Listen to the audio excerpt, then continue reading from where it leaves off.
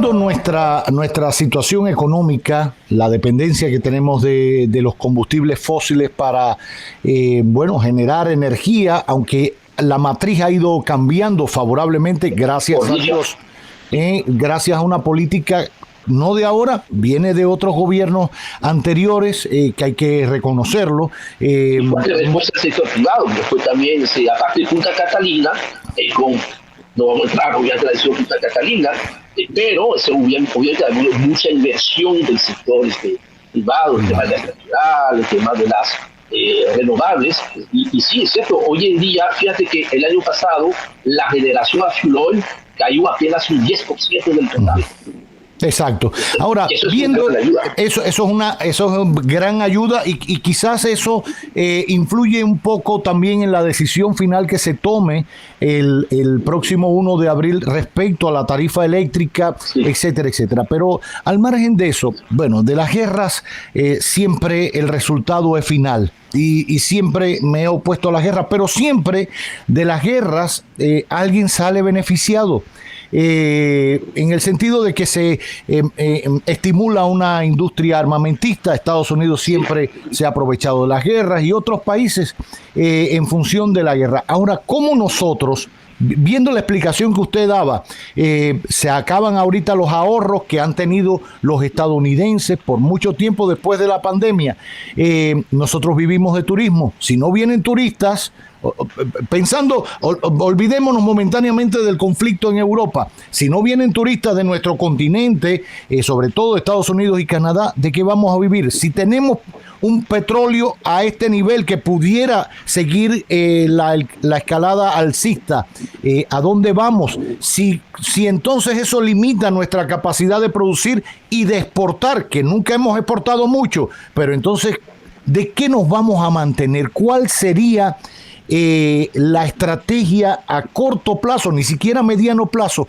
¿Cómo poder beneficiarnos? Y suena doloroso, pero de alguna manera, empresas que cierran en Rusia o que se paran en Ucrania en medio del conflicto pudieran venir a la República Dominicana. ¿Cuál pudiera ser el beneficio, por llamarle de alguna manera? Obviamente va a depender mucho de qué tanto va a durar, ¿no? La guerra, y después que baje el polvo del conflicto, cómo queda la nueva realidad, porque vamos a hablar, porque muchas cicatrices difíciles de borrar, como dice la canción, ¿verdad? Va a dejar esto, ¿no? Rusia puede ser el ganador o el gran perdedor de todo esto. El seguro gran perdedor ya de antemano es Europa. Porque Europa está perdiendo, y ahí es una batalla entre tres grandes potencias, que es Estados Unidos, Rusia y China, que pudiera ser otra vez el gran ganador, ¿no? De todo eso. Para República Dominicana, nuevamente, tenemos, como lo dijo el presidente, entramos en esta crisis, por dicha, con una situación mucho más positiva que las imaginaba, porque hay fundamentos muy sólidos para la economía dominicana.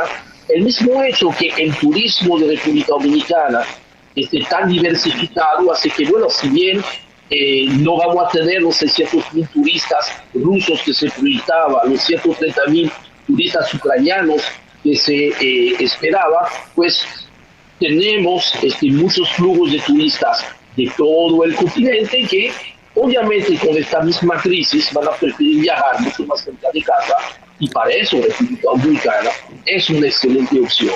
Es interesante que si tú ves las cifras del mes de enero, cuando llegaron 50.000 rusos, 50.000 rusos, que superó a España, Francia y Alemania, todo junto, es el mercado 2, 3 y 4 desde Europa.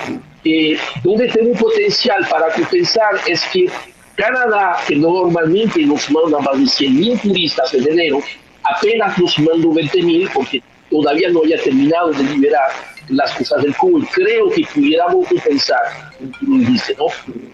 Desde el continente americano podemos estar compensando, siempre y cuando obviamente la guerra no dure mucho más. Las zonas francas han alcanzado un nivel récord, tienen poca dependencia de Europa. Inclusive estaba chequeando que apenas de los más de 7.000 millones de dólares que exportamos en Zona Franca, apenas 10 millones de dólares fue hacia Rusia. Realmente el impacto es